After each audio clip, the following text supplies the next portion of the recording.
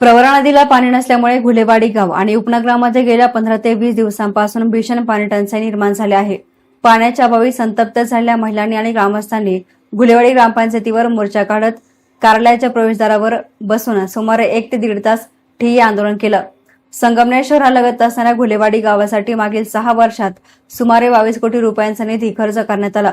मात्र प्रत्येक उन्हाळ्यामध्ये घुलेवाडी गावात पाणी टंचाई निर्माण होत असते। जलजीवन मिशन अंतर्गत गावाच्या पाणी पुरवठ्यासाठी जवळपास 120 कोटी रुपयांचा निधी मंजूर करण्यात आला। एवढा मोठा निधी खर्च होऊनही गावकऱ्यांना रोज सोडाच किमान दिवसाआडही पाणी मिळत नसल्यामुळे हा कोट्यवधींचा निधी गेला कुठे असं संतप्त सवाल आंदोलकांनी केला। वेळेवर पाणी दिले जात नाही, परंतु पाणीपट्टी वेळेवर न भरल्यास दंड आकारला जातो। वेळेवर पाणी देण्याची जबाबदारी कोण घेणार असा संतप्त सवाल राष्ट्रवादी काँग्रेस महिला तालुका अध्यक्ष वैशाली राऊत, शिवसेना शाखा प्रमुख शरद पानसरे, सीताराम पानसरे, विनायक वाडेकर, स्वरूप राऊत, रोशन कोथिंबिरे, ऋतिक राऊत, नितीन राऊत, नवनाथ राऊत, भैया सातपुते यांच्यासह महिलांनी उपस्थित करत तात्काळ पाणी पुरवठा करण्यासाठी टँकर सुरू करण्याची मागणी केली आहे। घुलेवाडी ग्रामपंचायतचे उपसरपंच दत्तात्रय राऊत, ग्रामपंचायत सदस्य चंद्रकांत क्षीरसागर, रवी गिरी, अनिल राऊत, बाजीराव पानसरे यांच्यासह अधिकाऱ्यांना संतप्त झालेल्या आंदोलकांनी चांगलेच धारेवर धरत कोट्यवधी रुपये खर्च करूनही गावाला पाणी मिळत नसेल तर त्या योजनांचा उपयोग काय असा सवाल करत जलजीवन मिशन योजनेचे काम का थांबले आहे असा जाब विचारला। जोपर्यंत योजना पूर्ण होत नाही व नदीला पाणी येत नाही तोपर्यंत ग्रामपंचायत प्रशासनानं पाणी पुरवठा करण्यासाठी पर्याय व्यवस्था करावी अशी मागणी केली आहे। घुलेवाडी गावाला पाणी पुरवठा होत नसल्यामुळे ग्रामपंचायतवर मोर्चा येणार असल्याची माहिती देऊनही महाराष्ट्र जीवन प्राधिकरण विभागाचे अधिकारी वेळेत पोहोचले नाहीत।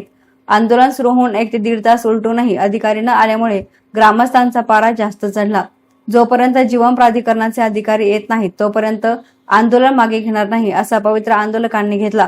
काही वेळाने कनिष्ठ स्तरावरील अधिकारी आले, मात्र आंदोलकांनी विचारलेल्या प्रश्नांवर त्यांची बोलती बंद झाली। त्यानंतर गाडीमध्ये बसलेल्या जीवन प्राधिकरणाच्या उपअभियंता थिटे आंदोलनस्थळी दाखल झाल्या।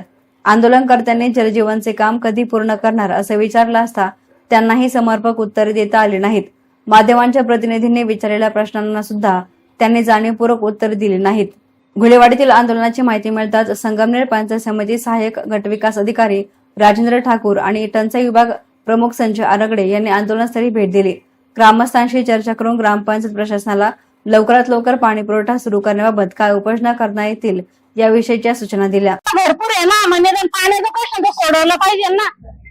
पाणी नाही म्हटल्यावर त्या गावची ग्रामपंचायत खूप मोठी आहे आमची। कशाला मोठी आहे? जर लोकांचे प्रश्न मिटत नाही, लोकांना पाणी नाहीये तर त्या ग्रामपंचायतचा काय उपयोग आहे? मग पुरस्कार घ्यायला, खुर्च्या भेटायला, मोठमोठे पद भेटायला काय उपयोग आहे त्यांचा? अगं गोरगरीब लोक मोलमजुरी करतात आणि यांना पैसे देतात पाणी यावा, आम्हाला सुविधा मिळावा। कसल्या सुविधा? बिन पाण्याचे मारा। त्या जळकीवर 1 जण मेलं तर त्याच्यात दिवसातून 5 जातात प्रेत। कोण दखल घेत त्याची? कशाने मारतात ते? त्याच्यामध्ये आपल्या त्या पाण्यामध्ये पाय होतं, त्याच्यामध्ये जंतू पडलेले, त्या तळ पाय होतं त्याच्यामध्ये कुत्रे मेलेले। काय उपयोग आहे त्याचा? कुत्रे मारवले त्याच्यामध्ये, फिल्टर बसवले। कशाला फिल्टर बसवले? त्या पाण्याचा काय उपयोग? फिल्टर चालूच नाही, फिल्टरच चालू नाहीये ना, ते उपयोग नाही ना त्याचा। तुम्ही ना पैसे घेता, ग्रामपंचायत मोठी, आपल्या गावचं नाव पण मोठं आहे, त्याप्रमाणे वागा पण ना सगळे। तेवढी सोय सुविधा करा ना तुम्ही लोकांची, तर त्याचा उपयोग ना। आम्हाला पण गर्व वाटतं ना, आमची ग्रामपंचायत खूप मोठी आहे, आमचे सदस्य सगळे जीव लावून कामं करतात, दक्षता घेतात, आम्हाला पण सांगता येतं लोकांना। एवढंच बोलते बस। पाण्याच्या पिण्याची जी सुविधा केलेली आहे एक ठिकाणी, म्हणजे जे जिथे बालवाडी जी होती आपल्या शाळेमध्ये, म्हणजे माझ्या घराजवळ स्वस्त धान्य दुकान जवळ, तिथं सुद्धा जे पाण्याचं जे आरओ मशीन जे बसवलेलं आहे, त्या आरओ मशीन मध्ये जे टँकरने पाणी आणून ओततात आणि अक्षरशः त्या पाण्याचा डिझेल पेट्रोल सारखा वास येतो आणि ते पाणी पिण्यात येतं। 1 रुपया लिटर प्रमाणे ते पाणी भेटलं, पण ते पाणी जर पिल्यानंतर लोकांच्या आरोग्याला जर धोका झाला तर त्याला जबाबदार कोण राहील? आणि त्या पाण्याचा अक्षरशः डिझेल सारखा वास येतो, डिझेल पिल्यासारखा वास येतो। तुम्ही आजही ते पाणी पिऊन पहा, सगळ्यांनी चेक करा, त्याला जबाबदार कोण राहील? जरी ग्रामपंचायतीने त्या पाण्याचा जरी त्या पाण्याचा जरी तिथं उपयोग केलेला असेल, पण त्याच्यामध्ये जर टँकरने जर पाणी आणून होता, तर त्या टँकरच्या पाण्याचं तुम्ही पिऊन पाहिलेलं आहे का? तिथं ते शुद्ध होत आहे का नाही होत आहे ते तुम्ही चौकशी केली का? त्याचा अक्षरशः पेट्रोल डिझेल सारखा जर वास येत असेल तर तुम्ही ग्रामपंचायतीने अगोदर पिऊन पहा सगळ्या सदस्यांनी, आणि मग ते गावासाठी त्याचा उपयोग करा. हीच माझी नम्र विनंती राहील. प्रत्येक गोष्टीचं गांभीर्य नाही. प्रशासकीय अधिकारी येत जात असतात, त्यांना ते काम समजून घेण्यातच बरेचसे दिवस जातात.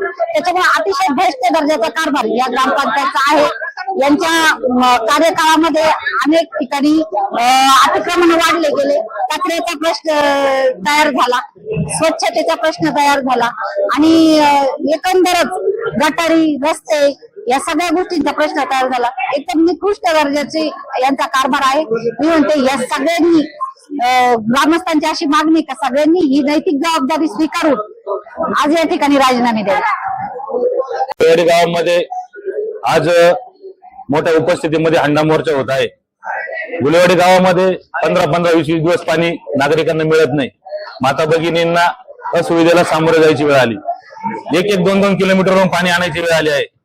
गुलेवाडी गावाला मागील 5-6 वर्षापूर्वी 22 कोटी आणि आता सध्या 2022-23च्या काळामध्ये 121 कोटीची पाणी पुरवठा योजना येऊन देखील ती अजून देखील पूर्णत्वास गेली नाही. पाणी आज देखील महिलांना का मिळत नाही, प्रत्येक नागरिकाला का मिळत नाही? देशाचे लोकप्रिय पंतप्रधान श्री नरेंद्रभाई मोदी यांनी जल जीवन मिशन ही योजना भारतातील प्रत्येक राज्यातील, प्रत्येक जिल्ह्यातील, तालुक्यातील, गावातील, खेड्या वस्तीपर्यंत प्रत्येक गरीबाला पाणी मुबलक मिळावं यासाठी ते प्रयत्न करतायत. आज गुलेवाडीला एवढी मोठी योजना येऊन देखील 15-20 दिवस जर पाणी येत नसेल तर ही खूप मोठी शोकांतिका मानावं लागेल. गुलेवाडी ग्रामपंचायत मध्ये अवैध नळ कनेक्शन जवळजवळ 4 ते 5 हजार आहेत. याच्यावर अद्यापही कारवाई नाही. कित्येक सरपंच आले, कित्येक सदस्य आले, कित्येक ग्रामसेवक आले, पण आज ही गुलेवाडी ग्रामस्थांना पाणी मिळत नाही. याला जबाबदार धरायचं कोणाला? याच्या पुढे जर गुलेवाडी ग्रामपंचायत जर वेळेवर पाणी पुरवठा करत नसेल, ग्रामस्थांना वेळापत्रक पाण्याचं देत नसेल, तर यांच्यावर देखील कारवाई झाली पाहिजे. जर आपल्याला ही भूमिका पार पाडता येत नसेल तर आपण सरळ त्या पदाचे राजीनामे द्यावे, खुर्च्या खाली कराव्या, अशी मी गुलेवाडी ग्रामस्थांच्या वतीने, आलेल्या माता भगिनींच्या वतीने विनंती करतो. धन्यवाद.